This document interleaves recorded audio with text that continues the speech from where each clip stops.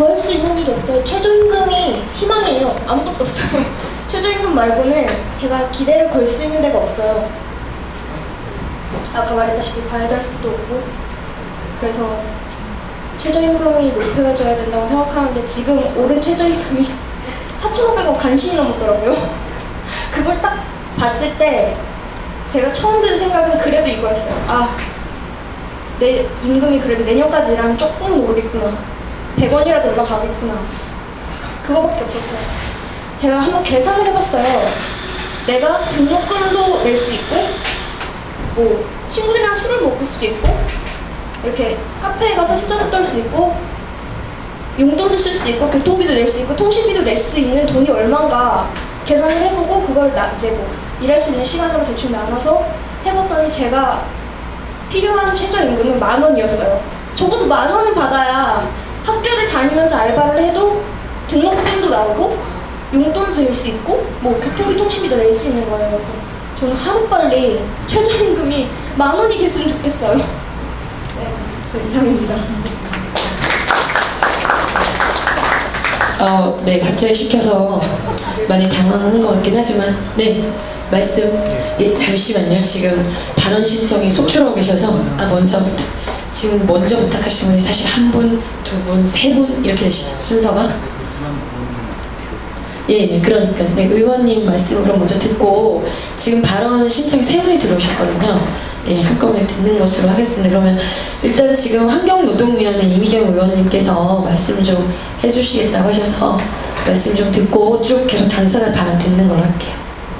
네, 여러분들 이야기 참 많이 들었습니다. 다 제 딸들 나이예요. 그래서 더 마음에 아프게 와닿기도 하고 여러분들 고민이 무엇인가 하는 것이 더 느껴지기도 하고 다 결혼할 나이가 30살 되었는데 어떻게 지금 너무 늦으면 애기도 포기해야 되는데 어떻게 하나 이게 또 친정어머니 같은 또 마음이 생기기도 하고 그랬습니다. 정말 이게 커다란 구조적인 좀 변화가 있어야지 되지 않는가 하는 생각을 해요. 제가 학교 다닐 때는 민주주의를 위해서 막 이렇게 싸웠거든요. 근데 지금은 여러분들이 사는 자기 문제이면서도 이 우리 사회가 좀 질적으로 생각을 달리하는 그런 사회를 만들자 하는 이게 분명하게 변화가 있어야지 되는 그런 때가 된 것 같다는 생각 다시 듭니다. 정부가 돈 주어서 대졸자가 이렇게 많아지지 않았어요. 모든 집안은 가정 한 사람, 한 가정 또 여러분들 스스로 빚지면서 다 대졸자가 됐는데 정부는 미스매치라는 말 정부나 또는 그냥 정치인들 제일 많이 기성세대들 제일 많이 해요. 눈이 높아서 취직 못한다고 하는 말 되게 많이 하고 그 말이 기성세대들 사이에서는 그냥 은연중에 퍼져 있는 말처럼 되어 있는데 그거는 정말 아니다 하는 거 분명하게 한번 우리 짚고 넘어가자 이런 생각이고 그리고 모든 직업 간의 격차가 너무 많아져서 문제인 거 이걸 한번 보다 분명하게 좀 바꿔야지 된다는 거가 그런 거를 그게 바로 우리가 만들고자 하는 국가고 우리가 여러분들 세대가 만들어야 되는 그러한 사회다. 그래서 진짜 더불어서 잘 사는 사회를 만들지 않으면은 성공한 몇 %를 위해서 쪼그라고 뛰어갔지만 나중에는 다 패배자가 된 사람이 너무너무 많은 사회가 돼버릴 것 같다는 생각 다시 한번 하게 됐어요. 그래서 뭐 결론이 제가 생각하는 결론을 먼저 얘기하면은 그런 얘기가 더 많이 나와서 거기에 대한 젊은이들의 정치적인 신념 이런 것이 생겼으면 좋겠다. 그래서 그런 거 해주는 정당 그런 것을 우리 여러분들과 함께 꿈꾸는 그런 대통령 만들어야지 되겠다. 이럴 때 사실은 이런 모임이 갖는 의미가 있지 않을까 이런 생각을 해봤어요. 제가 환경노동위원회에 있기 때문에 이 문제를 저도 이제 국회의원의 한 사람으로서 여러분들 심부름꾼이라고 생각하고 열심히 들여다봤거든요.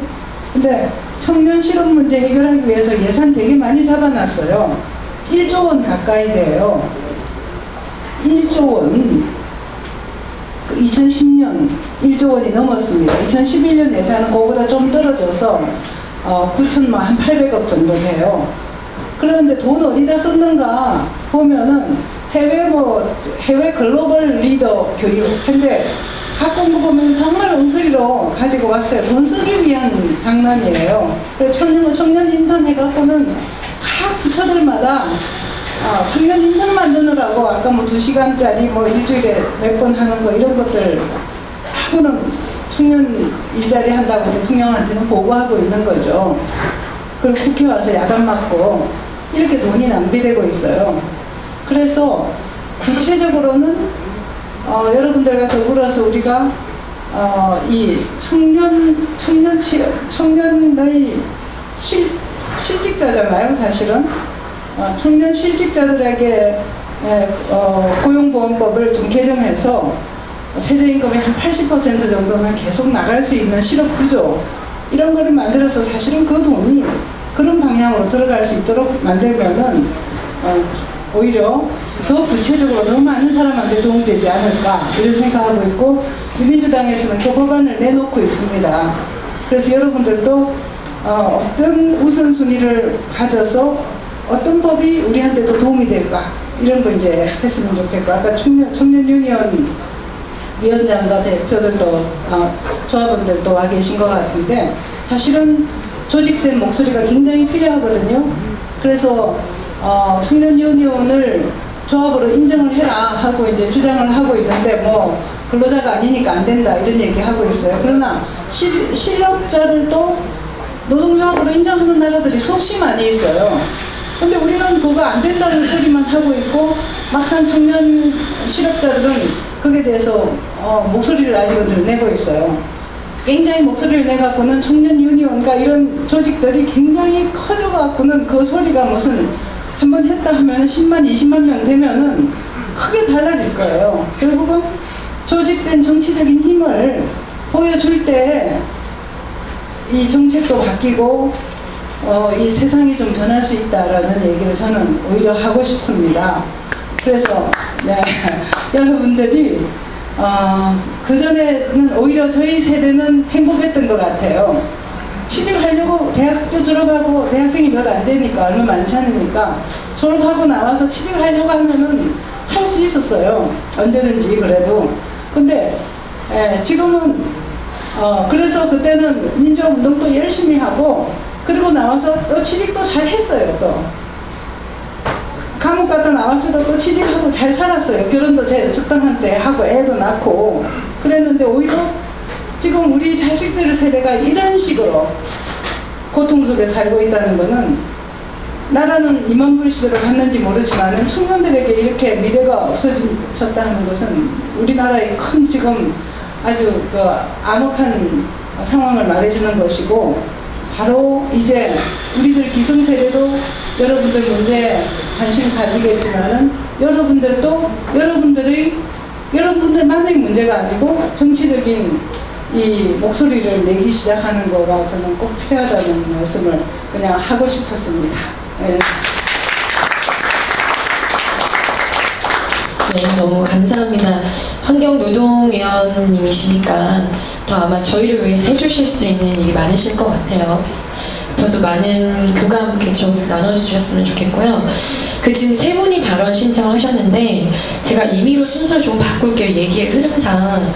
좀 전에 이제 아르바이트의 고충을 얘기를 했는데 그거에 대한 이제 본인의 의견이 좀 있으시다고 하셔서 그 얘기를 먼저 듣고 다른 분 말씀을 듣겠습니다. 네, 안녕하세요. 24살 이천이라고 합니다. 예, 제가 지금 여기에 함께 해주신 분들에 비해서 나이도 많이 어린 편인 것 같고 제가 연륜이나 경험이 많이 부족한 것 같은데 이런 말씀 드려도 되는지 좀 많이 망설였다가 말씀드린 겁니다. 저는 과거에 대학생이었는데 지금은 대학생이 아닙니다. 왜냐면 대학을 지금 현재 자퇴한 상태입니다. 군대를 다녀오고 나서. 왜 자퇴를 하게 됐느냐, 앞서서 뭐 등록금에 대해서 말씀해 주신 분도 계시고 뭐 여러 가지 이제 개인적인 고충들이나 그런 것에 대해서 말씀해 주신 분들이 많으셨는데 저도 그렇게 집안 형편이 너무 큰 편이 아닙니다. 그래서 현재도 수익도 없고 용돈도 없고 해서 버스 정거장 5정거장, 6정거장 거리는 걸어다니고 그렇게 하고 있습니다. 그런데도 불구하고 그런 저한테 등록금보다 더 무서웠던 건 대학의 졸업장이었습니다. 제가 다니는 대학을 나와도 사람들이 인지도에 따라서 그 대학이 취업선을 정해준다는 거, 그 대한민국 듣고 있는 학벌이나 학력이라는 사회적인 현실 때문에 저는 대학을 포기하고 더 나은 대학에 가야 그나마 제가 학자금 대출을 받든 어떻게 하든지 간에 그 대학 등록금에 대한 상환의 기회가 생기기 때문에 저는 그렇게 생각했기 때문에 현재 다니는 대학을 포기하고 지금 대학을 다시 가려고 준비하고 있습니다. 그렇기 때문에 결국 좋은 대학을 나와야 좋은 직장을 얻고 안정적인 직장을 얻는다. 결국 제가 말씀드리고 싶은 것도 오늘 이 주제가 청년 취업에 관한 얘기인 것 같은데, 예. 좋은 대학을 나오지 않으면 취직할 수 없는 이 환경 때문에 저는 결국 대학을 자퇴를 했고 지금 다시 대학을 가려고 생각 중인데, 적어도 이제 우리나라 내에서 학벌이나 학력이라는 게 굉장히 오래전부터 옛날부터 다양한 문제들이 얽히고 얽혀서 만들어진 현재의 상태라고 생각을 하기 때문에 바로 해결해 달라는 이렇게 무리한 말씀을 드리고 싶진 않습니다. 그런데 적어도 여기에 대해서 다들 부끄럽지 않게 서로가 서로 만났을 때 간단한 자기소개식 인사에서도 학교가 어디냐는 인사에서 자기 학교 이름을 밝히면서 부끄러울 사람이 없게, 최소한 직장에서 학교의 이름으로 커트라인을 치거나 사람을 판별하고 그걸로 사람의 등수를 매기지 않는 사회, 그런 세상이 좀 있었으면 하는 바람을 담아서 제가 부족하나마 말씀드리고 싶었던 겁니다. 예, 들어주셔서 감사합니다.